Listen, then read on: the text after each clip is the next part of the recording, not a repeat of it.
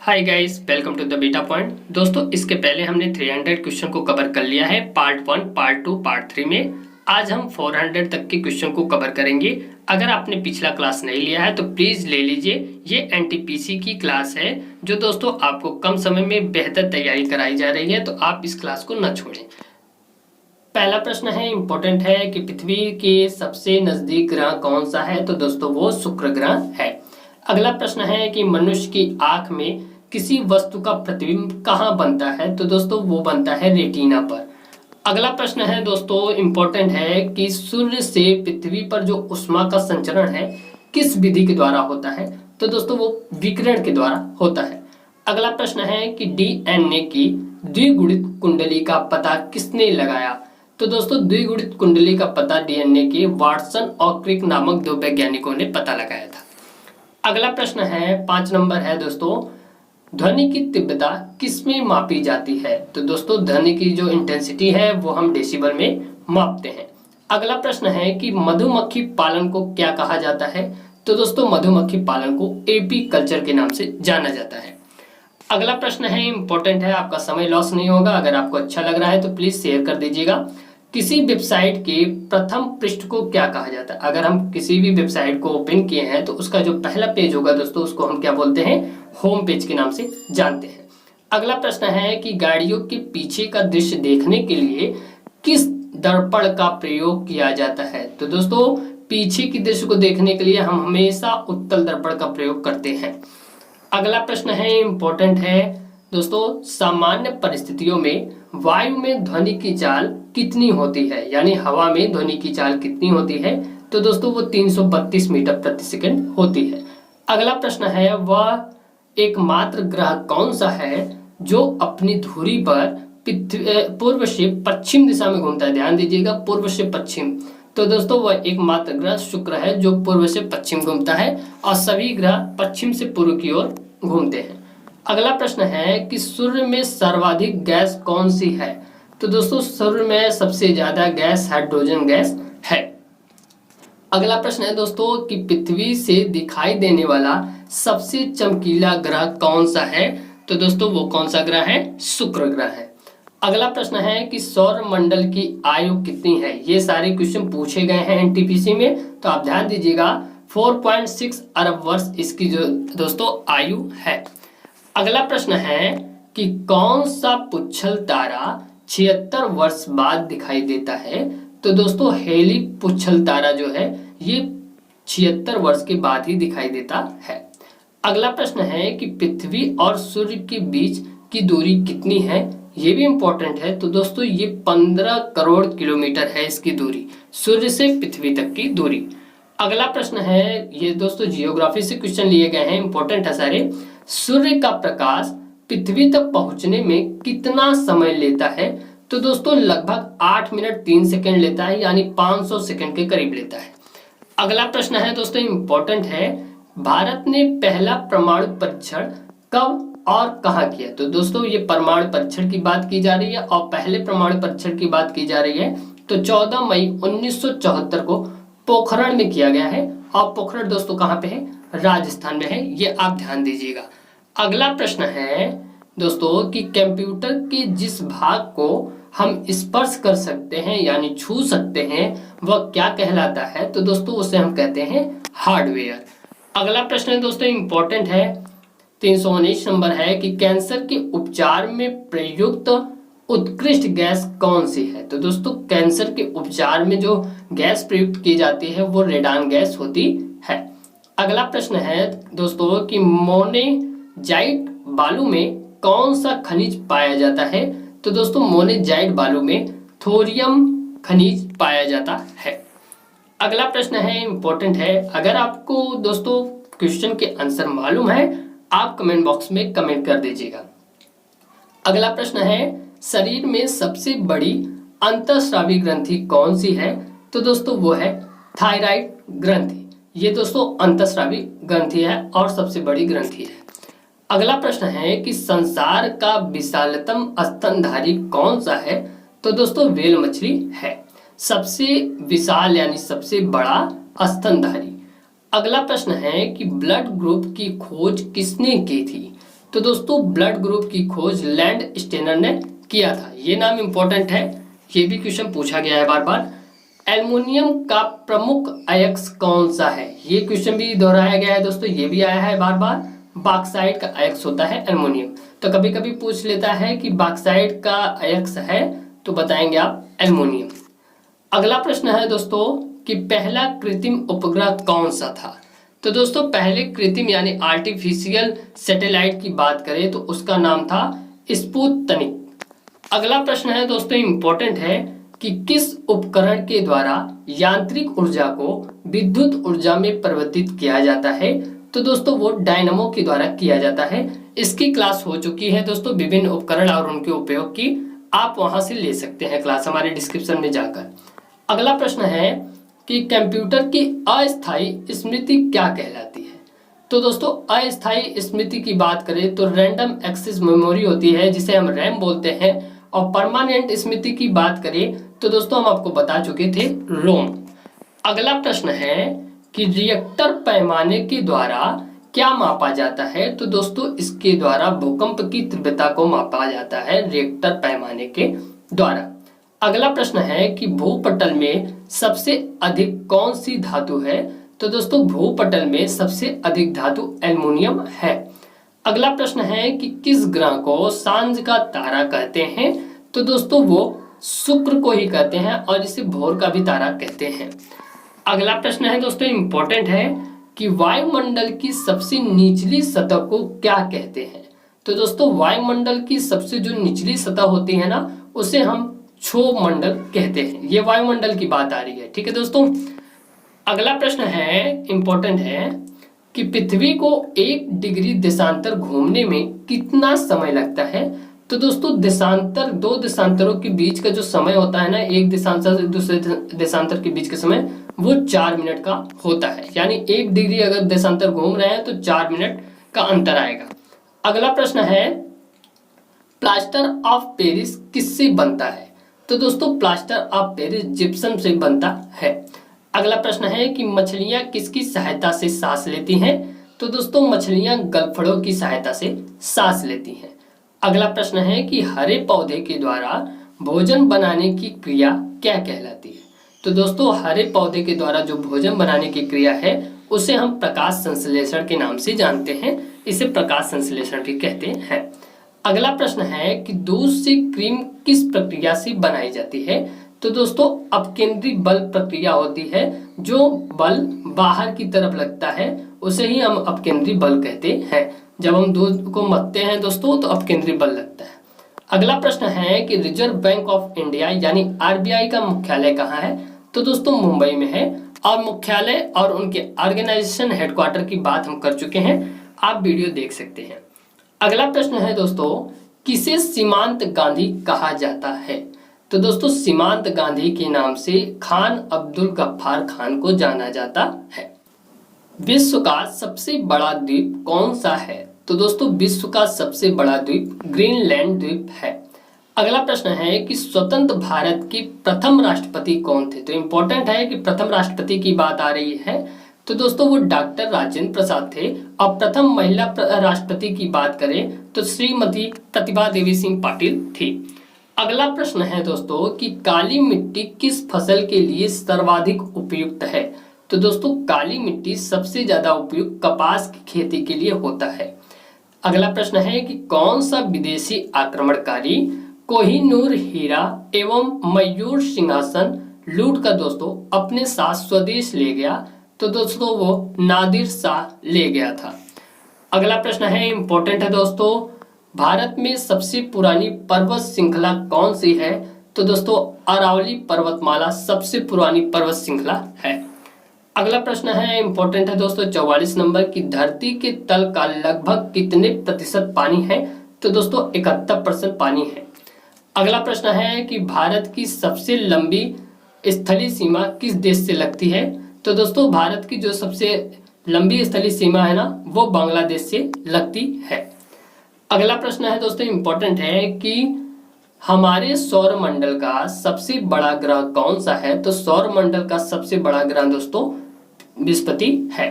अगला प्रश्न है कि किस नदी को बिहार का शोक कहा जाता है? तो दोस्तों वो कोसी नदी को बिहार का शोक कहा जाता है। अगला प्रश्न है, इंपॉर्टेंट है, कि गैस सिलेंडरों से गैस के लीक का पता लगाने के लिए उसमें किस गंध युक्त पदार्थ को मिलाया जाता है? तो दोस्तों इथाइल मरकैप्टन होता है। जो गैस की महक आती है ना, वो इथाइल मरकैप्टन ही होता है। अगला प्रश्न है कि वायुमंडल में सबसे अधिक किस गैस का प्रतिशत है? तो दोस्तों वायुमंडल में सबसे अधिक नाइट्रोजन गैस का प्रतिशत है। कोणार्क का सूर्य मंदिर किस प्रदेश में स्थित है? तो दोस्तों वो उड़ीसा में स्थित है। अगला प्रश्न है दोस्तों, इंपॉर्टेंट है, कि किस देश से अलग होकर वर्ष 1971 में बांग्लादेश का निर्माण हुआ था? तो दोस्तों वो पाकिस्तान से अलग होकर 1971 में बांग्लादेश का निर्माण हुआ था। अगला प्रश्न है कि कंप्यूटर भाषा में www का अर्थ क्या होता है? तो दोस्तों वर्ल्ड वाइड वेब होता है। अगला प्रश्न है कि 1 किलोबाइट में कितनी बाइट होते हैं? तो दोस्तों 1024 बाइट होता है। अगला प्रश्न है दोस्तों, इंपॉर्टेंट है, कि भारतीय राष्ट्रीय कांग्रेस के 1929 के ऐतिहासिक अधिवेशन की अध्यक्षता किसने की थी? तो दोस्तों ऐतिहासिक जो अधिवेशन हुआ था उसकी अध्यक्षता जवाहरलाल नेहरू ने किया था। अगला प्रश्न है, इंपॉर्टेंट है, कि केंद्रीय असेंबली में बम फेंकने में भगत सिंह का साथी कौन था? तो दोस्तों वो बटुकेश्वर दत्त था। अगला प्रश्न है कि मुस्लिम लीग ने भारत विभाजन की मांग सबसे पहले कब की थी? वो दोस्तों 1940 में किया था। ये क्वेश्चन दोस्तों रिपीट किया गया है एनटीपीसी में, ध्यान दीजिएगा, इसे छोड़िएगा मत, इसे याद करके जाइएगा। कॉमनवेल्थ पत्रिका का प्रकाशन किसने किया था? तो दोस्तों कॉमनवेल्थ पत्रिका का प्रकाशन एनी बेसेंट ने किया था, ध्यान दीजिएगा। किस एकमात्र भारतीय खिलाड़ी को अर्थशास्त्र में नोबेल पुरस्कार मिला है? तो दोस्तों भारतीय है एकमात्र, उनका क्या नाम है? अमर्त्य सेन जी को मिला है।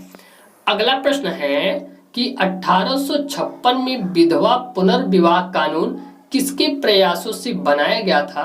तो दोस्तों ईश्वर चंद्र विद्यासागर के प्रयासों से विधवा की पुनर्विवाह का कानून फिर से बनाया गया था। अगला प्रश्न है दोस्तों, इंपॉर्टेंट है, लॉर्ड कैनिंग ने नवंबर 1858 में कहां पर आयोजित दरबार में भारत के क्राउन के शासन की घोषणा की? तो दोस्तों वो इलाहाबाद में आयोजित दरबार में किया था।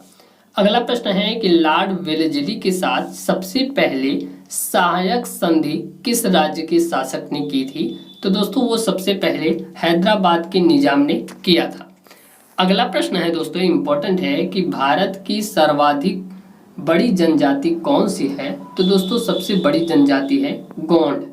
अगला प्रश्न है कि भारत के राष्ट्रीय कांग्रेस की प्रथम महिला अध्यक्ष कौन थी? तो श्रीमती एनी बेसेंट थी। अगला प्रश्न है कि शहीद आजम के नाम से कौन जाने जाते हैं? तो दोस्तों शहीद आजम के नाम से भगत सिंह जाने जाते हैं। अगला प्रश्न है, इंपॉर्टेंट है, सारे प्रश्न इंपॉर्टेंट है दोस्तों, ध्यान दीजिएगा। किस योजना के फलस्वरूप भारत का विभाजन हुआ? तो दोस्तों वो माउंटबेटन योजना के फलस्वरूप किया गया था।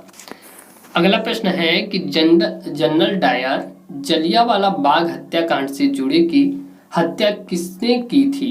तो दोस्तों वो उधम सिंह ने किया था। और आर्डर किसने दिया था? जनरल डायर ने। अगला प्रश्न है दोस्तों कि बंगाल का विभाजन कब और किसके द्वारा किया गया? तो इम्पोर्टेंट है, तो दोस्तों ये 1905 में गवर्नर लॉर्ड कर्जन के द्वारा किया गया था। किसका विभाजन? बंगाल का। अगला प्रश्न है कि भारत में कुल कितने उच्च न्यायालय हैं? तो दोस्तों पहले 24 था, अब 25 हो गया है। 25वां उच्च न्यायालय आंध्र प्रदेश में बनाया गया है। अगला प्रश्न है कि प्रथम लोकसभा अध्यक्ष कौन था? तो दोस्तों प्रथम लोकसभा अध्यक्ष हमारे जीवी मालवंकर जी थे। अगला प्रश्न है कि संविधान सभा का अस्थायी अध्यक्ष किसे चुना गया था? तो दोस्तों अस्थायी सदस्य सच्चिदानंद सिन्हा को चुना गया था। स्थायी सदस्य डॉक्टर राजेंद्र प्रसाद को। और दोस्तों एक सदस्य और चुना गया था प्रारूप समिति का सदस्य। तो दोस्तों संविधान सभा के प्रारूप समिति के सदस्य कौन थे? डॉक्टर भीमराव अंबेडकर। ध्यान दीजिएगा। अगला प्रश्न है कि कुचिपुड़ी नृत्य शैली मुख्यतः किस राज्य से संबंधित है? तो दोस्तों वो आंध्र प्रदेश से संबंधित है। अगला प्रश्न है, ये नृत्य से रिलेटेड है और दोस्तों यहाँ से क्वेश्चन जरूर आता है कि मोहिनी अट्टम नृत्य शैली मुख्यतः किस राज्य से संबंधित है? तो दोस्तों मोहिनी अट्टम केरल से संबंधित है। भरतनाट्यम शैली किससे संबंधित है? तो दोस्तों ये भरतनाट्यम तमिलनाडु से संबंधित है, यानी तमिलनाडु में भरतनाट्यम नृत्य शैली प्रसिद्ध है। अगला प्रश्न है कि कथकली किस राज्य का शास्त्रीय नृत्य है? तो ध्यान दीजिएगा, कथकली केरल राज्य का शास्त्रीय नृत्य है। अगला प्रश्न है कि केसर का उत्पादक किस राज्य में किया जाता है होता है? दोस्तों केसर का सर्वाधिक उत्पादन जम्मू कश्मीर राज्य में होता है। और अभी इसके हाल ही में राज्यपाल कौन बने हैं दोस्तों? उपराज्यपाल वो बने हैं मनोज सिन्हा। अगला प्रश्न है दोस्तों कि भारत में प्रथम बहुउद्देशीय परियोजना का निर्माण किस नदी पर किया गया था? तो दोस्तों सबसे पहले बहुउद्देशीय परियोजना का निर्माण दामोदर नदी पर किया गया था। अगला प्रश्न है दोस्तों कि इंडियन नेशनल कांग्रेस के प्रथम अध्यक्ष कौन थे? तो दोस्तों इंडियन नेशनल कांग्रेस के प्रथम अध्यक्ष वोमेश चंद बनर्जी थे। अगला प्रश्न है कि गांधी जी किसे अपना राजनीतिक गुरु मानते थे? तो दोस्तों गांधी जी अपना राजनीतिक गुरु गोपाल कृष्ण गोखले को मानते थे। अगला प्रश्न है दोस्तों इंपॉर्टेंट है कि अंतरराष्ट्रीय शांति एवं सुरक्षा को बनाए रखने की जिम्मेदारी संयुक्त राष्ट्र के संघ के किस अंग की है? तो दोस्तों संयुक्त राष्ट्र संघ के सुरक्षा परिषद की ये जिम्मेदारी है कि शांति और सुरक्षा अंतरराष्ट्रीय रूप से बनाए रखे। अगला प्रश्न है कि नोबेल पुरस्कार पाने वाला पहला भारतीय नागरिक कौन था? तो दोस्तों नोबेल पुरस्कार पाने वाले पहले भारतीय नागरिक रविंद्रनाथ टैगोर थे और इन्हें 1913 में दिया गया था नोबेल पुरस्कार। अगला प्रश्न है इंपॉर्टेंट है कि मिड डे मील योजना किस वर्ष शुरू हुई है? तो दोस्तों 1915 में इसकी शुरुआत की 1995 में इसकी शुरुआत की गई है। अगला प्रश्न है कि बांग्लादेश का राष्ट्रगान कौन सा है और इसे किसने लिखा है? तो दोस्तों बांग्लादेश का राष्ट्रगान है आमार सोनार बांग्ला, जो दोस्तों रविंद्रनाथ टैगोर द्वारा लिखा गया है। अगला प्रश्न है इंपॉर्टेंट है कि लोधी वंश का संस्थापक कौन था? तो दोस्तों लोधी वंश का संस्थापक बहलोल लोधी था। अगला प्रश्न है कि किस संविधान संशोधन को मनी कॉन्स्टिट्यूशन कहते हैं? तो दोस्तों संविधान संशोधन हुआ था 42 बार में जब हुआ था 42वें नंबर पे, तो दोस्तों उस संविधान संशोधन को मनी कॉन्स्टिट्यूशन के नाम से जानते हैं। अगला प्रश्न है कि गोताखोर पानी के अंदर सांस लेने के लिए कौन सी गैस के मिश्रण ले जाते हैं? तो दोस्तों अंदर सांस लेने के लिए ऑक्सीजन और हीलियम गैसों का मिश्रण एक साथ ले जाते हैं। कौन? गोताखोर। ध्यान दीजिएगा। होम्योपैथिक का संस्थापक कौन था? तो दोस्तों होम्योपैथिक का संस्थापक हनीमैन था। अगला प्रश्न है इंपॉर्टेंट है कि दोस्तों फलों को पकाने में कौन सी गैस उपयोग में लाई जाती है? तो दोस्तों फलों को पकाने के लिए एथिलीन गैस का उपयोग किया जाता है।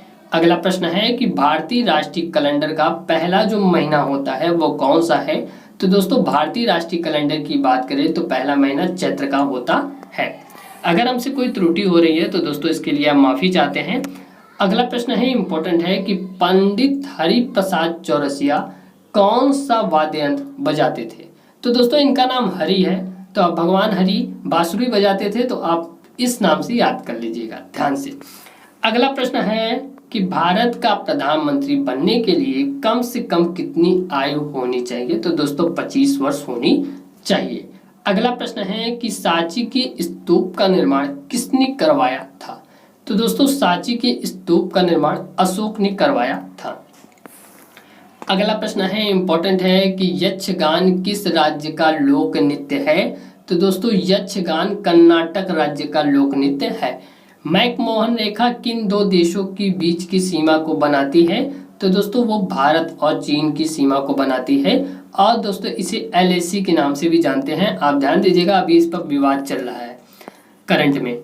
अगला प्रश्न है दोस्तों कि प्याज में खाद्य भाग कौन सा होता है? तो दोस्तों खाए जाने वाला जो भाग होता है वो तना होता है प्याज का। अगला प्रश्न है इंपॉर्टेंट है दोस्तों, ये फिजिक्स से है कि श्रव्य परिसर में ध्वनि तरंगों की आवृत्ति कितनी होती है? श्रव्य परिसर में बात की जाए तो दोस्तों वो 20 हर्ट्ज से लेके 20,000 हर्ट्ज के बीच में होती है। अगला प्रश्न है कि मधुबनी किस राज्य की लोक चित्रशाला शैली है? मधुबनी किस राज्य की लोक चित्रकला शैली है? तो दोस्तों वो बिहार की है। अगला प्रश्न है दोस्तों, इंपॉर्टेंट है कि विश्व का सबसे ऊंचा पर्वत शिखर माउंट एवरेस्ट किस देश में स्थित है? तो दोस्तों ये नेपाल में स्थित है। नेपाल की राजधानी काठमांडू है। और दोस्तों इसके प्रधानमंत्री कौन है ये आप बताएंगे हमें। अगला प्रश्न है कि किस नदी को दक्षिण गंगा कहा जाता है? तो दोस्तों गोदावरी नदी को दक्षिण गंगा कहा जाता है। तो दोस्तों आप कभी कभी पूछा जाता है दक्षिण में कौन सी गंगा बहती है? तो दोस्तों गोदावरी नदी बहती है, ध्यान दीजिएगा। निर्विरोध चुने जाने वाले एकमात्र राष्ट्रपति कौन थे? तो दोस्तों वो नीलम संजीवा रेड्डी थे, जो निर्विरोध दोस्तों चुने गए थे। 400 नंबर क्वेश्चन है, इंपॉर्टेंट है, लास्ट क्वेश्चन है दोस्तों, ध्यान दीजिएगा कि संसार का सबसे बड़ा डेल्टा सुंदरवन डेल्टा कौन सी नदियां बनाती हैं? तो दोस्तों गंगा व ब्रह्मपुत्र नदियां बनाती हैं। अगर आपको क्लास अच्छी लगी है तो लाइक सब्सक्राइब शेयर करना ना भूलिएगा। अगर हम अच्छा नहीं पढ़ाते हैं तो आप हमें कमेंट बॉक्स में सजेस्ट कर सकते हैं कि सर आप ऐसे पढ़ाइए। आपकी ये दोस्तों रिस्पॉन्सिबिलिटी है कि आप हमें भी एडवाइस दे सकते हैं। और अगर आपको क्लास अच्छी लगी है तो प्लीज़ लाइक सब्सक्राइब शेयर करते रहिए और अपने दोस्तों को जोड़ते रहिए। इसी तरीके से एनटीपीसी क्लास लेते रहिए। बहुत बहुत धन्यवाद दोस्तों।